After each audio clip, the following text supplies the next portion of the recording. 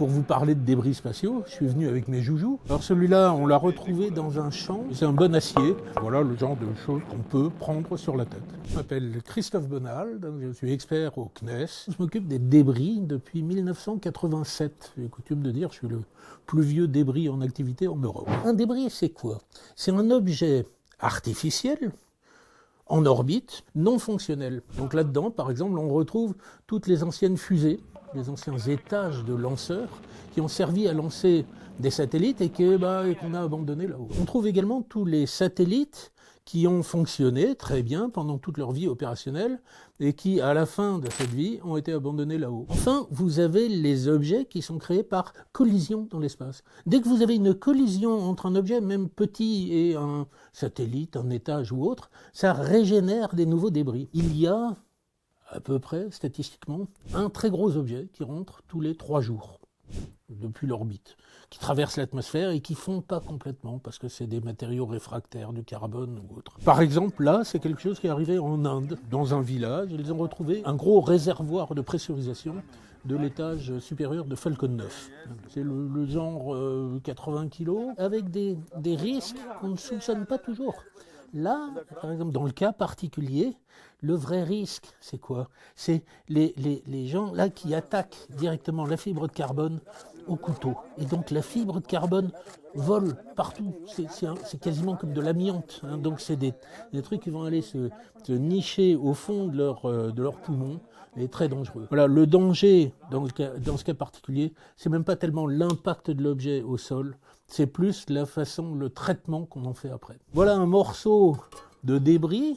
Alors celui-là, on l'a retrouvé dans un champ du côté de Bourges. C'est un morceau de 3e étage d'un Soyouz, un lanceur soviétique à l'époque, le même que celui qui avait servi à lancer Sputnik en 1957, et donc qui avait servi à lancer un gros satellite militaire en 88. L'étage est retombé un an après, de façon aléatoire, c'est-à-dire non contrôlée. Ici, vous voyez le bord brûlé par la phase de rentrée. C'est monté à très très haute température, mais c'est un bon acier, donc ça a bien survécu à la rentrée. Voilà le genre de choses qu'on peut prendre sur la tête, malheureusement. En 1997, les Américains ont eu une mauvaise surprise. Un étage de Delta II, une grosse fusée américaine, qui est retombée, avec des gros morceaux qui sont retombés tout près de Houston. Il y a même eu une dame qui s'appelle Lottie Williams, qui a été impactée par un débris qui est tombé sur son épaule. Heureusement, pas très fort, pas bien violent, mais bon, ça fumait, elle l'a apporté au shérif du coin, qui l'a apporté à la NASA, et ils ont vu que c'était un morceau de protection thermique de l'étage. À ce jour, nous n'avons jamais eu de victimes recensées. Par contre, tous nos calculs montrent que, en principe, on aurait quand même dû en avoir une ou deux. Ce qu'on arrive à déterminer correctement, c'est les objets de plus de 10 cm, mettons une orange. Là, on estime qu'il y en a 36 000 au-dessus de nos têtes. Après, quand on diminue au point de vue taille, des objets de 1 cm à peu près, une bille, là on estime qu'il y en a 1 million. Des objets de 1 mm, on pense qu'il y en a 150 millions. Il faut comprendre que ce qui nous gêne là-dedans, c'est l'énergie de l'impact.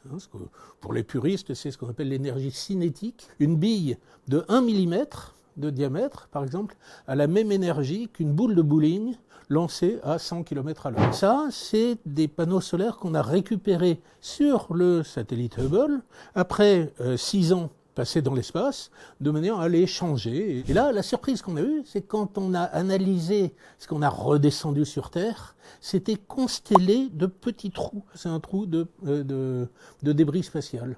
Et croyez-moi, les panneaux qui sont gigantesques, ils étaient porteur d'une myriade de petits trous de ce genre-là. C'est un vrai problème. Non seulement c'est un vrai problème déjà aujourd'hui, mais c'est quelque chose qui s'annonce comme terrible, potentiellement, d'ici 2030, par exemple, avec la multiplication de tous les nouveaux satellites qui vont venir, qui ne demandent qu'une chose, c'est rentrer en collision les uns avec les autres, régénérer des nouveaux débris. Là, il est vraiment urgent d'avoir des actions au niveau international, primo pour clarifier la situation en essayant de ne plus polluer, ne plus générer de nouveaux débris. Et secondo, malheureusement, ça ne suffit pas, donc il faudra aller les rechercher et les redescendre, les éliminer progressivement de manière à éviter les collisions qu'on peut avoir dans l'espace. 3, 2,